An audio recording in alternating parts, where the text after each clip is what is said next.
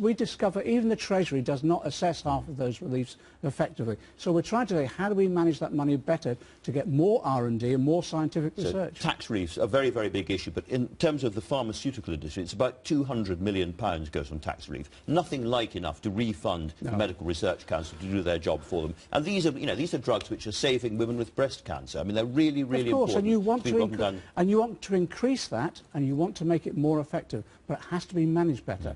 And that is a way in which you ensure the resources go into research and development effectively, of course through private companies and of course through the NHS. But you yourself have said in the past you would like to take these companies into public ownership. And again, I've got a quote here. You said, and you were talking to the Alliance for Workers' Liberty, and you said, let's look at certain sectors of the industrial sector, see whether or not we should be pursuing a new policy of public ownership, management of the company by the workers themselves and by directly elected representatives of local communities. I will use the example, you say, of the pharmaceutical industry. Would you like to take those companies into public ownership? I've always argued I'd like to see a public stake within the pharmaceutical industry, so in that way we could bring down the price of drugs, and in that way people could get better research and more treatment. Let me just say also, in terms of workers' control and workers' involvement, I'm really pleased Theresa May now has come out in favour of the policy of putting workers on the boards. What a success for us. It's a little different from workers' control. Well, we'll see how she paints that through. But the reason I ask you about this is I put it to you that you are not in the end there are two kinds of socialism. There's this parliamentary road to socialism, which basically says capitalism is a fantastically powerful and energetic thing. We milk it for taxes, but we support it.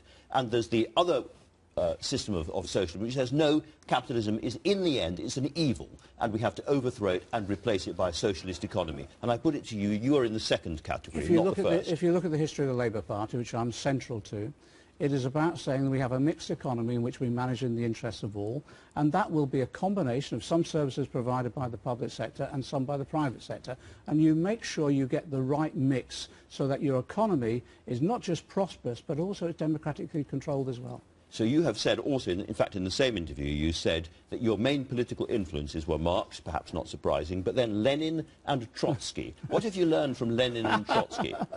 Well, I've learned just what a bureaucracy, a mistaken bureaucracy can do, and how you have to control a bureaucracy democratically. And that's the analysis, and that's the failures of some of those systems that were developed by them as well. You look at the history of socialism in this country, it draws upon a vast range of philosophers and ideologists, and I'm in the mainstream of that. I'm in the stream of Attlee. You're well on the left. You're in the quasi-Trotskyist part of the I'm sorry, if you look at where Attlee came from, and if you look at even Harold Wilson, Attlee was not a Trot. No, he wasn't. No, he wasn't. He was on the left of the Labour Party and constructed our welfare state. That's where I stand. You have said that you regard the Labour Party as a tactic and a vehicle to leave when it's no longer useful.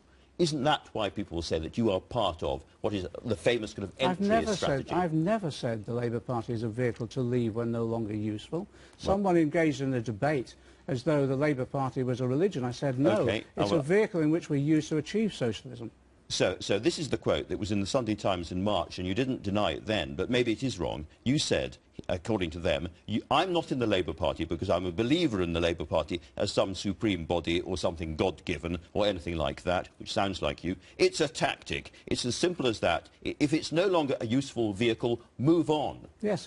All I was trying to argue is that the Labour Party as it now stands... So that is a fair point. What I'm saying is I was arguing the Labour Party as it now stands, if we need to reform it, we should. And that basically my argument is that we rebuild the Labour Party as a social movement. And that's what we're doing. 500,000 members campaigning in their communities, winning elections to local councils, mayor elections, and eventually Parliament. And in that way, you transform society. But because you say if it's no longer a useful vehicle, move on, that is why somebody like Angela Smith, the Labour MP, says it's quite clear from the comments he is following, that's you, broadly an entryist Trotskyist agenda, which is incompatible with Labour values. Well, organisations like Alliance for Workers' Liberty, which I know very well. Yeah, I speak to lots of... I sold their newspaper a long time ago. I know where I speak. I speak to lots of organisations. I've just spoken to the Christian Socialist Movement. I just spoke to the CBI last week. I appear on platforms and argue the case. But they are an avowedly Trotskyist organisation, and they're now telling their members to, quote, flood into the Labour Party. So are the Communists, so are the SWP, so many other far-left groups. And every one of them will be vetted.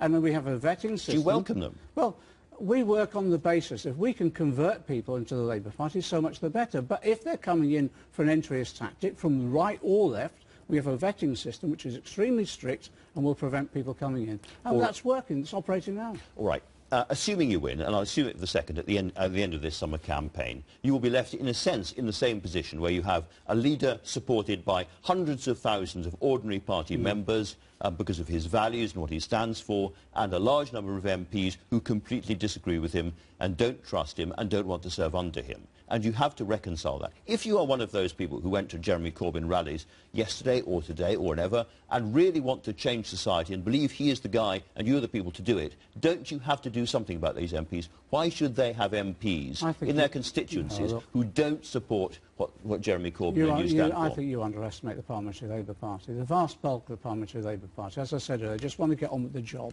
Well, the vast bulk has no confidence in Jeremy Corbyn. Well, they will respect the democratic mandate that whoever is leader at the end of this election, and I will as well, but whoever is elected will respect their mandate, and people will work together. Why? Because we're faced with severe economic problems and social problems within our society, created by who? A Tory government. We will oppose that Tory government and we'll win the next election.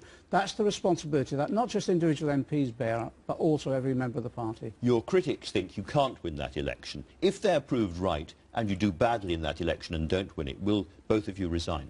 Well, that would be inevitable, wouldn't it? It would be inevitable. Of course it would. Every Labour leader who loses an election usually goes. But let's look at our electoral practice so far. Won every by-election, increased our majorities, won every mayoral election, matched Head Miliband's local government election at the highest they possibly could. All the electoral practice so far we've been successful on. That's why I can't understand some of the criticisms that have been levelled against Jeremy. John McDonald, thank you very much indeed for talking to us today.